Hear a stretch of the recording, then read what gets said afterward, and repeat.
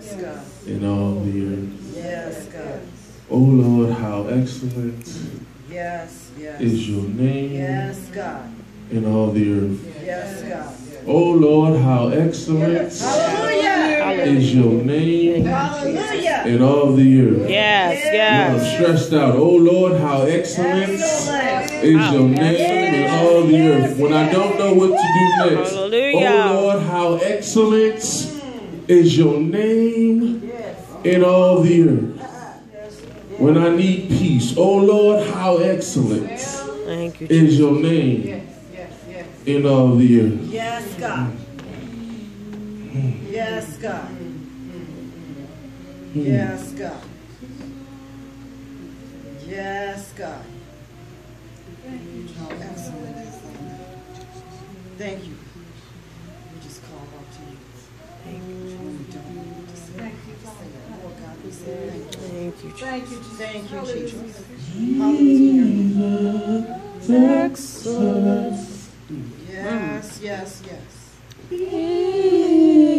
Is thy name. Yes, yes. If this name is excellent, I dare you worship. Woo! Hallelujah, Jesus. Thank you, God. Praise your name, God. Yes. Yes, God. Jesus, excellence. Yes, God.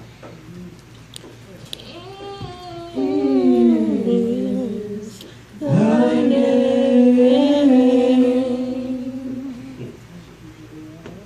Yes. See, the tenors used to say, there is none like you. None like you. None like you. Jesus, excellence is thy name.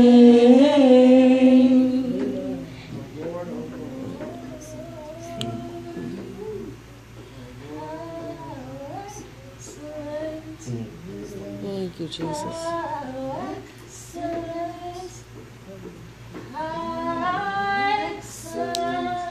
Yes. Yes.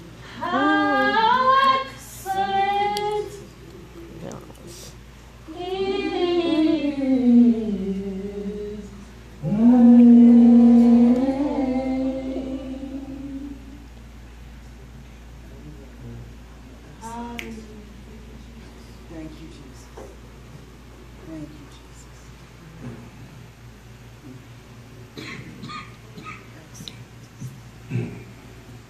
God, we worship you for how excellent you are. Yes, yes. We worship you for how mighty Yes. you are. We worship you for all your loving kindness Yes. and your tender mercies, God. And God, right now, we ask that at this preaching moment, you hide me behind the cross. Yes. Thank you, Jesus. And let your people see Jesus only. Yes. God, say whatever it is that you want to say on this morning. Yes, God. Make us ready, receptive, Yes, and God. responsive to your Yes, word. God. For it is in Christ Jesus' name we pray, the name that is above all names. Amen. Amen. Amen. Amen. Ooh. I'm tempted to deal with how excellent is his name, but I'm gonna be good. I'm tempted to just deal with how excellent he is just in his name and just in what's saying his name. Just when you say Jesus, what it does for you, and just when you say Jesus, how it moves through you, and just when you say Jesus, how your situation may change. Just when you say the name Jesus. Thank you, Jesus. How excellent. Thank you, God. Thank you, Jesus. Thank you, Jesus. Just by saying there's power in his name. Yes. Hallelujah. Just when, how excellent is his name. Thank you, Jesus. See, I prayed through the name Jesus because by no other name can I get to the Father. Come on. Thank you, Jesus. There's power in his name. Yes, it is. Hallelujah, Jesus. Thank you, Jesus. Thank you, Father. Yes, thank you, Jesus. Hallelujah. Thank How excellent. Oh, yes. How excellent. Thank you, Jesus. How excellent. Thank you, Jesus. Oh, folks said there's power. Wonder. Yes. Working power. Wonder working. Yes. Have you ever seen God do wonders? You just start calling on his names and the wonders of his powers. Thank you, Jesus. Hallelujah. Wonder working power. Yes. Oh, God. Thank you, Jesus. Thank you, Jesus. Thank you, Jesus. If you have your Bibles, go with me. Journey with me to 2 Samuel, chapter 12. Thank you, Jesus.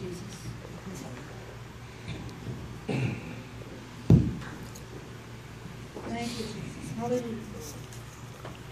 Thank you, Jesus.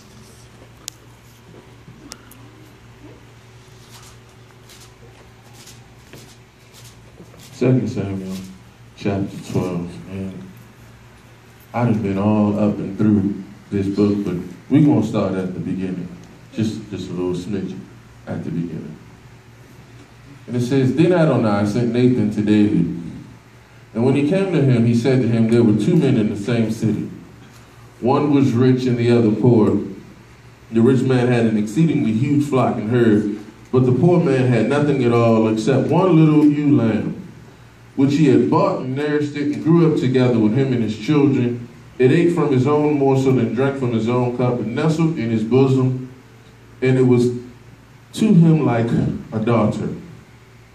Now a traveler came to the rich man, but he was unwilling to take one from his own flock or herd to prepare a meal for the wayfarer who had come to him. Rather, he took the poor man's lamb and prepared it for the man that had come to him. Then David's anger blazed hot against the man, and he said to Nathan, As Adonai lives, the man that did this deserves to die. You may be seated.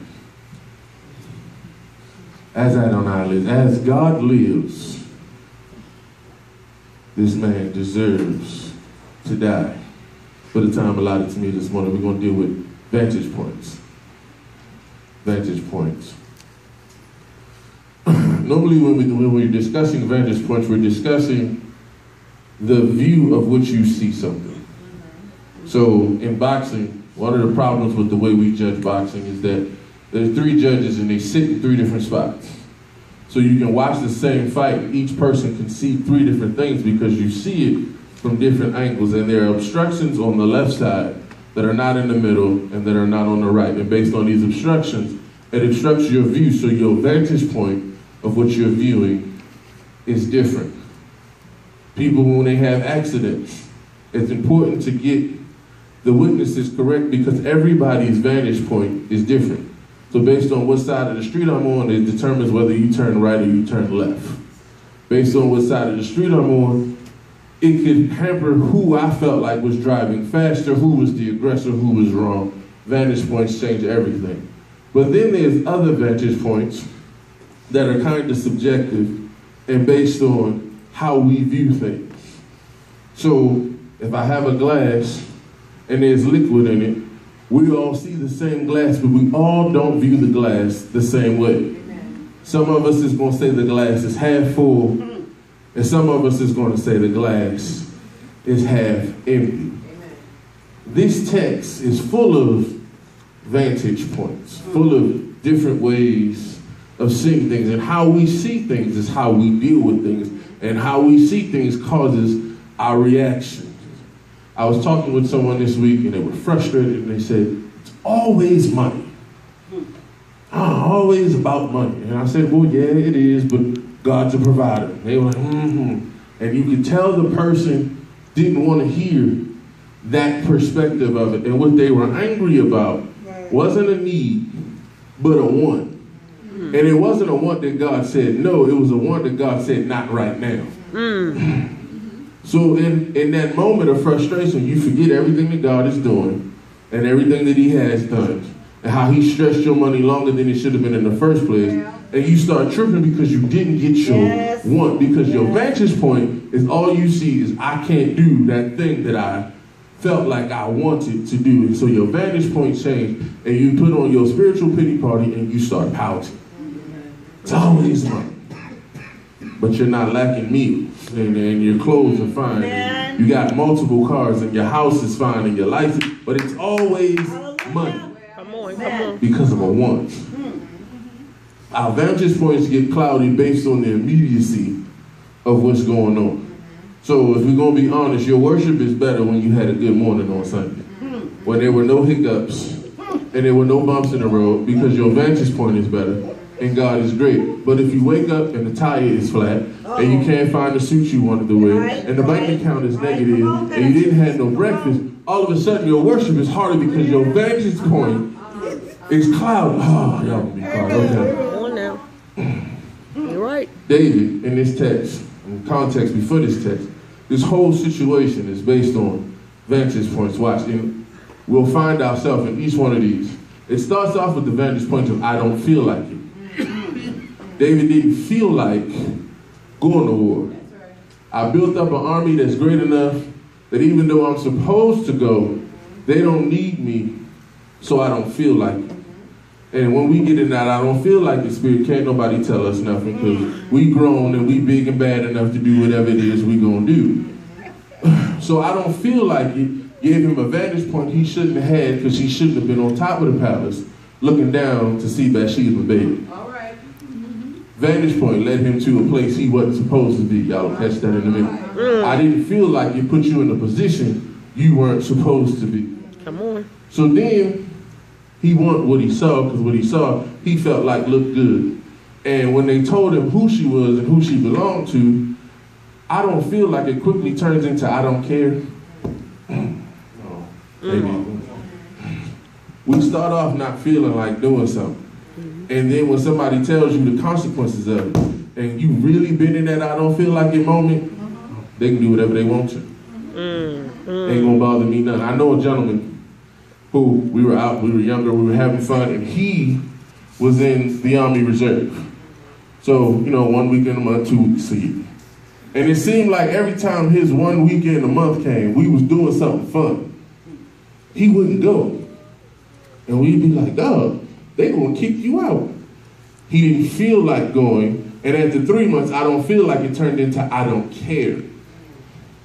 And whatever they do, they just do. Luckily, he stayed in, but he went through some stuff, and his promotions didn't come the way they were supposed to because you was lax. But I don't feel like it turns into I don't care real quick. Because you think you big and bad enough to handle the consequences that come along with it. And normally, such is life. I don't feel like it turns into I don't care. Then, now we have trouble. So how I'm going to fix it? And the way our mind works, when you fix sin with sin. So, okay, I stole that thing, and the way I don't get in trouble is I lie about stealing that thing. And so what David decided he was going to do is he was going to make the husband sleep with the wife, but the husband, being a faithful dude, was like, I can't have fun with my wife while my boys is out at war. So he slept at the king's door. So then David sent him with the order to get himself killed, basically. Long story short. Gave him the order, put him on the front line, get him killed. Vantage point. He thinks it's over because nobody knows, and now we're in 2 Samuel chapter 12. And he don't feel like what he did is that big of a deal until he gets a new vantage point. When I take you outside of your mess and show you your mess from a different, oh God, what did I do? See, if we're going to be honest, when we doing it, we got every excuse in the world for why we doing it and why it's right, and we can rationalize till Jesus comes. But when we see somebody else do the exact same thing, it is the worst thing ever. How could they be so trifling? How could they be so hard-headed? They knew better. How could they be there? So Nathan throws out this illustration, and David becomes frustrated and angry and sentences himself. Vantage point. Same story, just shown from a different viewpoint. Now where I want to go is, if we drop down in the chapter, the consequence immediately of what had happened is the child that Bathsheba bore is going to die. And for 7 days, David fasted, prayed, laid on his face, cried out to God. They were, oh God. All the servants are scared because David's angry and he's not eating and he's not talking. And the child dies. And they're scared to tell him, and David perceives that they're scared to tell him, so he figures it out. And once the child dies, he's okay. And you say, how can he be okay now that the kid is gone? His vantage point changed. He went to God and begged God, okay, maybe if I lay on my face, he'll relent. Maybe, but when God didn't, okay, it's over, there's nothing I can do about it.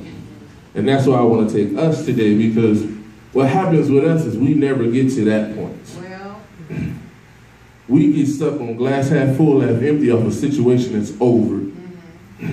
God's finished with it. Consequences coming, and you're still there. The people were still there. The servants were still there. And David's moved on because he sees things differently. And for us, we get so stuck on what happened. If you're going to be honest, you beat yourself up over some stuff. Be 5 years old, you still mad at yourself. Well, if I had did that, and I had took that opportunity, if I hadn't been lazy, if I had did that, I'd be here right now. How many conversations we have in our own mind? I'd be here if I had did that. I'd be here. Oh man, what if I had went this way and I knew better when I did? And David in this text is saying, okay, I did wrong. I cried out to God. God followed through with his decision. I'm going to move forward. Amen. I'm going to press on and keep on. Keeping on. And the reason why I'm harping on the glass half full, half empty illustration is because of David. David in Psalm 23 says, my cup runneth over. And it may not feel like it right now. It might not seem that way right now, but he was speaking, and I know God will, so I'm not going to trip about would it look. Come on, if it's come half on. full or half empty, I'm going to drink it. Amen. Y'all going to get it? Come on. Because regardless, it's for me. That's right. And then I'm going to put it back there. He's going to fill it up however much he wants to put in it again. Amen. Come on now. Come on. And whatever he puts in the next time, I'm going to drink that too. Amen. And I'm not worried about if it's half full or it's half empty, because that's what's for me. And we never get to that point. We get stuck sitting in the same place of a half full, half empty glass, and God is just saying, drink it. God is just saying, this is what I have for you. This is all you can handle right now. Oh my goodness. And so that's the illustration. My cup runneth over. If we could get our vantage points right, maybe we could avoid some of the shortcomings. I don't feel like a shortcoming. I don't care what's going to happen. If the vantage point stayed right. If we could keep it in focus of what I'm trying to do. I was talking to somebody about marriage this week and things being rocky, and there's a text in Song of Solomon that says, I found the one that my soul loves.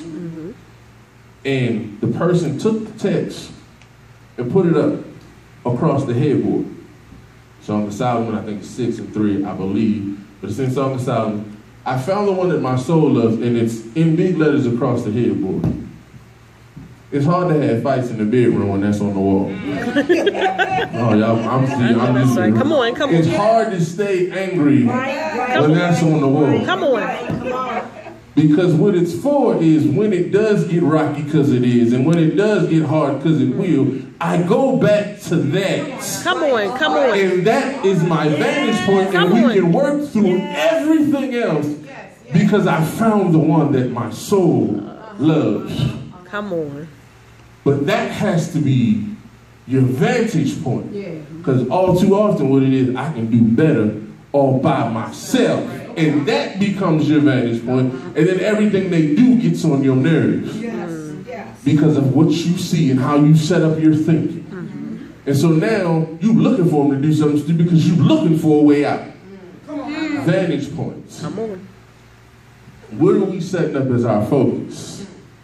In the good and the bad. Because see, in the good, it's easy. In the good, we barely focus. God just is. Because everything seems to, whatever I touch, it seems to be turning to gold. So I'm happy, right? But it's in the bad times that we got to have the focus. Amen. What am I focusing on? And it's got to be real to you. See, sometimes what happens is mama and them try to give you something to focus on. And it's great for mama and them and it works, but it's not your thing. You're going to have to find out what your thing is. Come on. What do you need to focus on to get you through what you need to do? Amen. My sister has an alarm on her phone. And if you read the alarm, it's like very derogatory and negative of what it says, but it motivates her mentally to do that which she needs to do. That ain't going to work for everybody, but that's her thing. You got to find what your thing is. What's going to push me to be the best me? How do I need to look at life through Christ to get to be all that God wants me to be? Because see, for some of us, it's just a worship song. You got a worship song that no matter when it comes on, you go in every time it comes on. Yes. Same song, been 20 years. That song go on, you just go in. And that works for you. For other people, it takes more stuff. Amen. So what do I need to look at to focus and to see things the way they are? We talked about a couple of weeks ago in Bible study that your contentment is your responsibility. That's a vantage point issue. We talked about last week, preacher said, don't believe the lie. That's a vantage point issue. What are we looking? Are we looking at the immediate results of right now, or are we looking at the bigger picture? I talked to my boy last night in Arizona State, got blew out in football, bad. USC came to town and beat him down. Wow. And I said, in the immediacy, it doesn't mean that much. It's only 2 losses. They can still have a good season. But in the bigger picture, it's a telling loss because they can't keep up with the best teams in the nation. So you might go ahead and go on and be 10-2, 11-2. Oh, that's beautiful. But you're never going to be elite until you deal with the bigger picture. What we do is we focus on the small thing. And we okay, that's just one loss. We can get over this, we can bounce back. And if they win every game this season, it doesn't change the fact that the program can't move forward to where it wants to go until they change their thinking. That's us. We have to look at things from a bigger picture and change our thinking to accomplish what we say we want to meet. Amen. Because we try to compartmentalize everything and I gotta go back. Next week there's another game. And I gotta fight next week. And I might win next week. But in the bigger picture, see, I can't lose metaphorically to USC every time we play.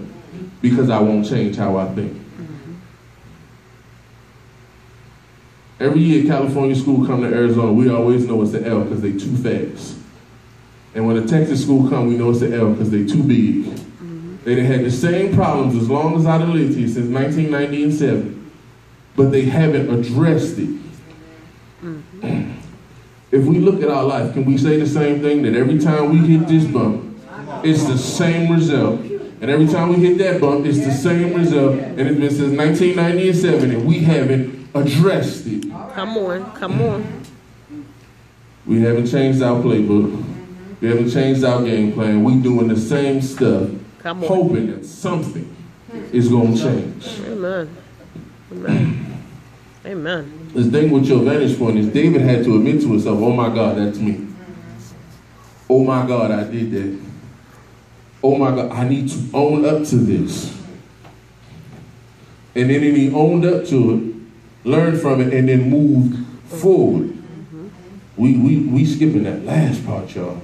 That moving forward. That I'm not going to let this thing, this one mistake, hold me and be the definition of who I am. Amen. Amen. And in 2015 now, it's easy, social media and everything. Your biggest mistake becomes what's attached to your name. If you Google a person, the worst thing they ever done is the first thing that's going to come up. But God don't look at us like that. That's right. God said as far as the east is from the west. Thank you, Lord. Thank you, Jesus. Thank you, Jesus. And so we're holding on to stuff that he did already let go, but God about said, I got something new for you.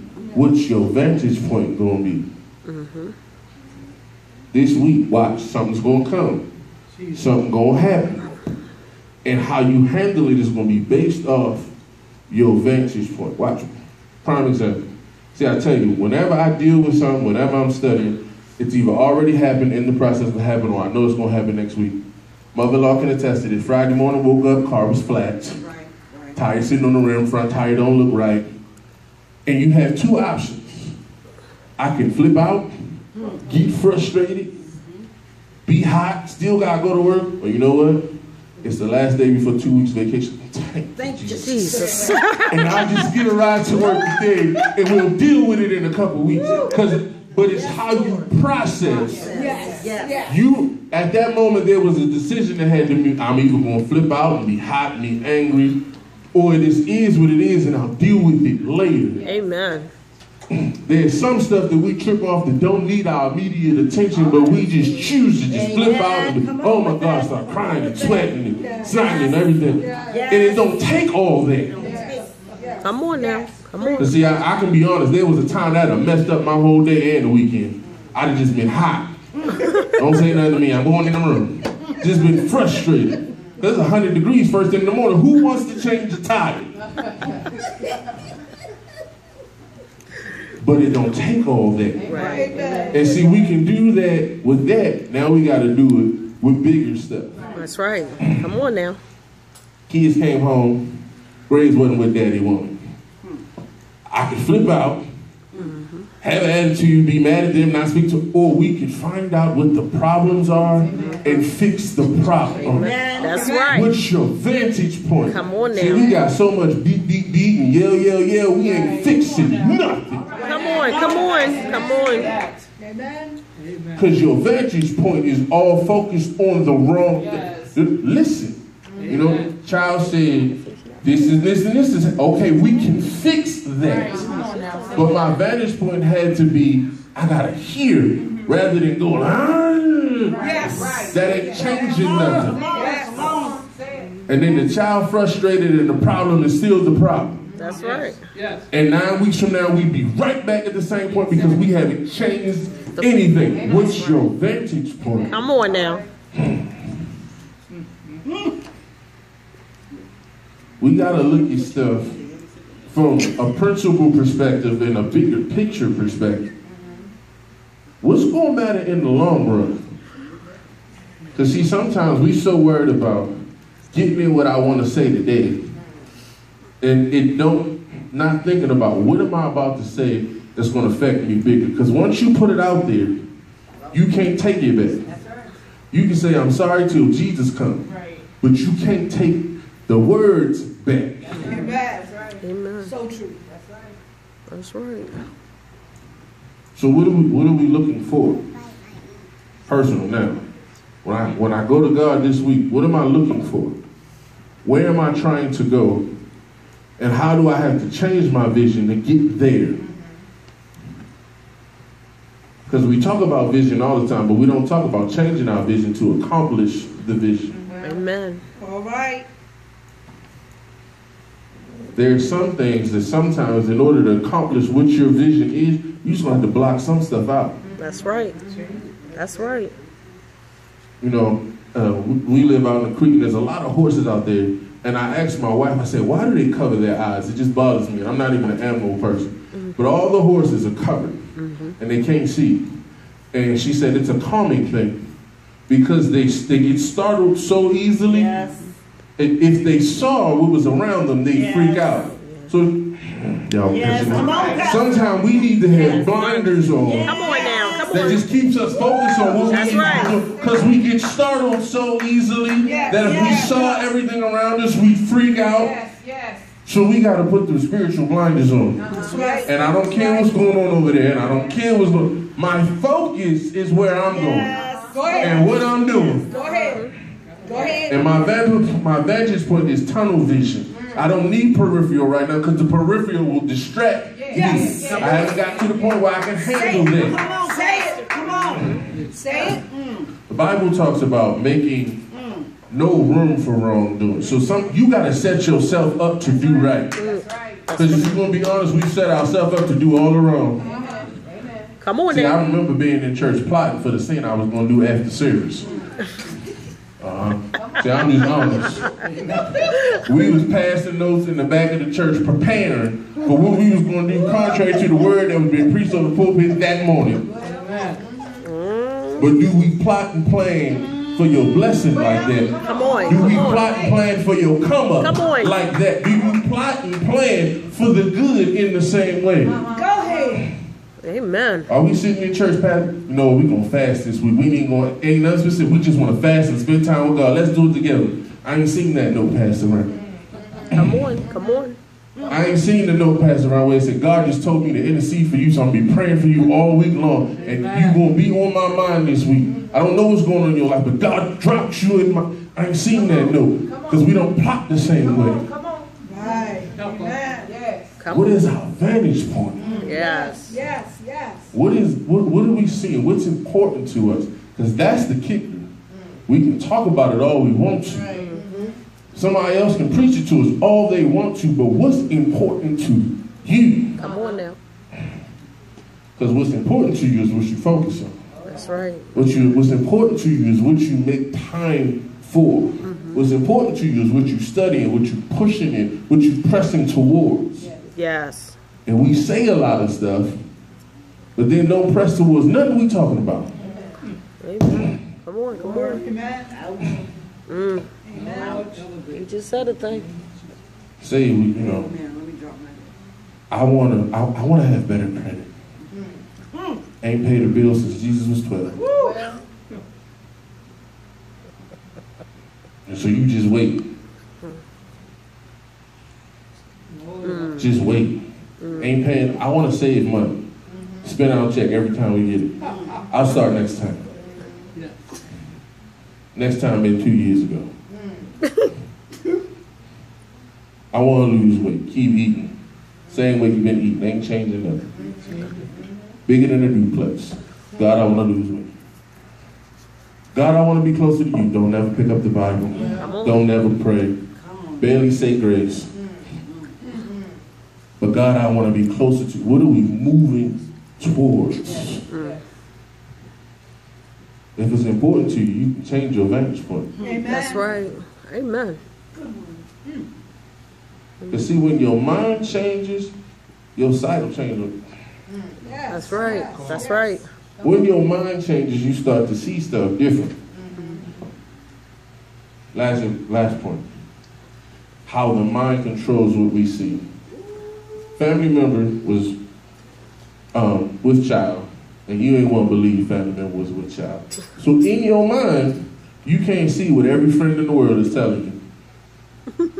Bruh, she pregnant. No, not her. Bruh, she pregnant. And they go to the doctor, they go see the doctor, and they come out, well, tell me she not. Oh, she is. And she X amount of weeks. And all of a sudden, when you get new information, the scales come off your eyes, and you're like, oh my God, where'd that stomach come from? And it's been there the whole time. But because I wouldn't believe it, I didn't see it. Now how, that's physically there, but I physically didn't see it. Y'all gonna catch it in a minute. Sometimes you see what you want to see. You see what you want to see. And if you don't want to see it, you won't see it. That's right. Talk to so many people. I never knew he was cheap. You chose not to see the signs. Because his stories didn't add up, and the money was missing, and all the clues was there, but no, not your baby. And so you meant because you didn't want to. There's some stuff that we not seeing because we don't want to. God don't. Because I don't want to do the work that I know that's involved with getting that. So I ignore it. And I put, I don't see that. It's funny how God deals with it. There'll be people, and it'll be like, just go speak the word to them. That's not who I am in the natural. I'm not that kind of person. And so you're like, well, God, somebody else will come by. These are conversations that God, you know, if you're talking to me, you're talking to somebody else, and you try to, and that person all of a sudden, normally they'd have been gone and they've been in your face for the past 8 minutes. And you're like, I was just trying to make copies and go back to my room. But there's a reason, so I can ignore it and deal with the consequences later, or get over self, see the hurt in the person, and go deal with it. And, you know, you go to people and you're like, you at work, you can't be like the Lord say, like, I just noticed that something wasn't right in your disposition. And people break down and start crying and tell you their whole life story. Okay. Yes, Lord. Where do we start? And then now every day they see you, they want to talk to you, they want to hear from you. You know, I got people at work, I want to record your greeting in the morning and just use it on the phone. It's like, God, this is, okay, I see what you're doing. It's not what I want to see. I don't want to see your issues because I don't want to deal with mine. So I don't want to see your stuff. I don't want to see your hurts. I don't want to feel your pain. But that's how he's made me. So now I'm walking down the hall and I can feel the hurt from another person. Okay, come here. I need to talk to you real quick. And it's awkward because it's 70% women. So you don't want nobody to think you're hitting on them. But when you speak something into their life that's real, whoa. Yes. I ain't told nobody. I know. Yes. Yes. Help Jesus. I said, okay. We can't ignore what he's put us here for. That's right. And that's a lot of our vantage point. But I don't want to do everything. I like this part, but I don't like that part. Come on. I like this part, but I don't like that part. We joke around and we talk about no new friends. It's a joke we have in our circle. We don't need no more new people. But the way God is moving.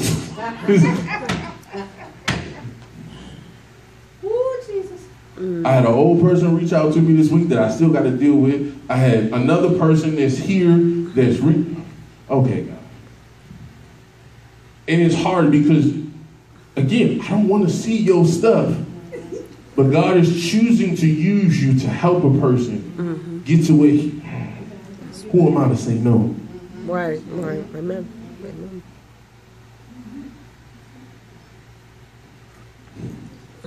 So your vantage point is what's important to you. Watch this. Let's get it real. Is it important to you to really please God? All right. Say that. All right. See, we talk about it, but is it really important? When the rubber meets the road, what's the most important thing? Your comfortability of pleasing him.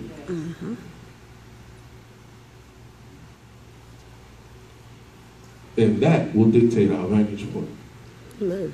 It don't matter if it's half empty or it's half full. Amen. Because my cup will overflow.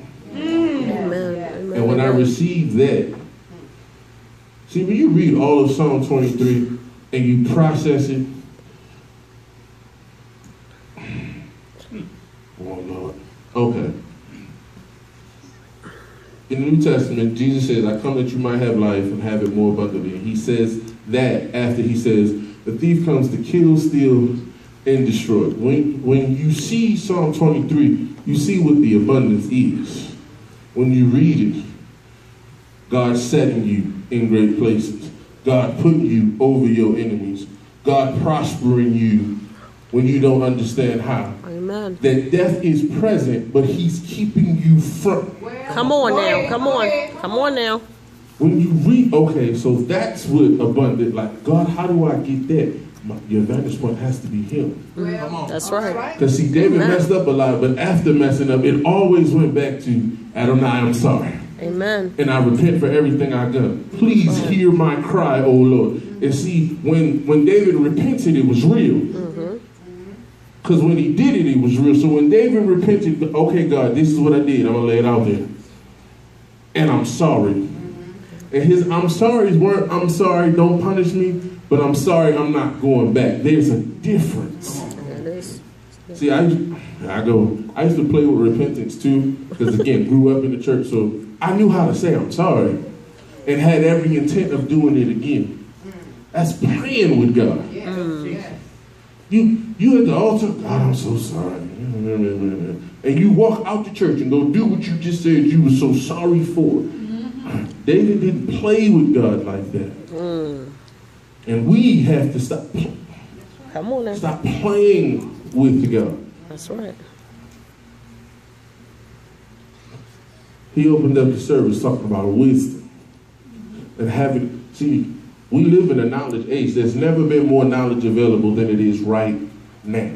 Amen. But with all the knowledge available, and you can Google anything, and in 0.7 seconds, it'll be on your screen.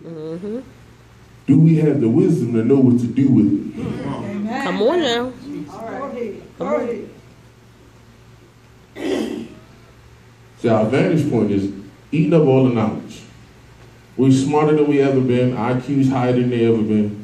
You know, people now ain't been to college. Just know a lot of stuff that if you hadn't been to college before, you wouldn't know, because we've changed how we educate people. But we're not doing nothing with it. Come on now. Think about it. Vantage point. I'm going to sit down, y'all. I'm being real Baptist right now. Vantage point. With less information and less technology, they pushed to do more in generations gone by than we do now. Well, We done got kind of stagnant.